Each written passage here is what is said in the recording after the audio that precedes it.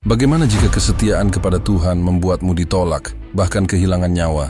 Inilah kisah seorang uskup muda yang memilih setia kepada Kristus sampai akhir hidupnya. Santo Adalbertus, 988-87. Kisah Santo Adalbertus, Maimsentu. Santo Adalbertus lahir tahun 1956 di Bohemia, wilayah yang sekarang menjadi bagian dari Czech Republic. Nama kecilnya adalah Wojciech.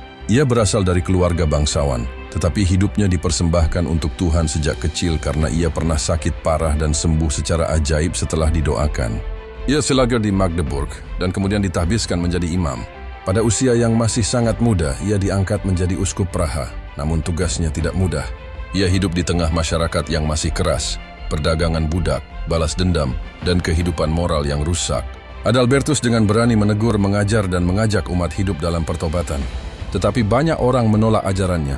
Ia bahkan mengalami ancaman dan tekanan. Karena beratnya situasi, ia sempat meninggalkan jabatannya dan menjadi biarawan. Namun hatinya tidak pernah padam. Ia rindu membawa Injil kepada bangsa-bangsa yang belum mengenal Kristus. Akhirnya ia pergi sebagai misionaris ke wilayah bangsa Prusia, daerah Baltik. Ia tahu risikonya besar, ia tahu bisa dibunuh.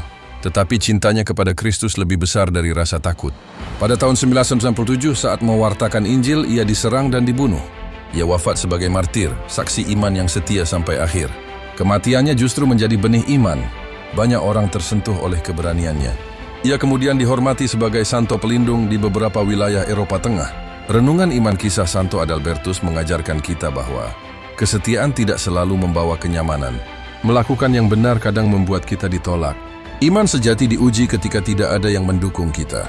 Mungkin hari ini kita tidak menghadapi ancaman fisik, tetapi kita bisa mengalami penolakan, ejekan, atau kesepian karena mempertahankan iman dan nilai kebenaran. Adalbertus menunjukkan bahwa keberanian bukan berarti tidak takut, tetapi tetap taat meski takut. Pertanyaannya untuk kita hari ini, apakah kita tetap setia ketika iman kita tidak dihargai? Apakah kita berani menjadi terang di tengah dunia yang gelap? Semoga melalui teladan Santo Adalbertus, kita belajar untuk mencintai Tuhan lebih dari kenyamanan kita sendiri.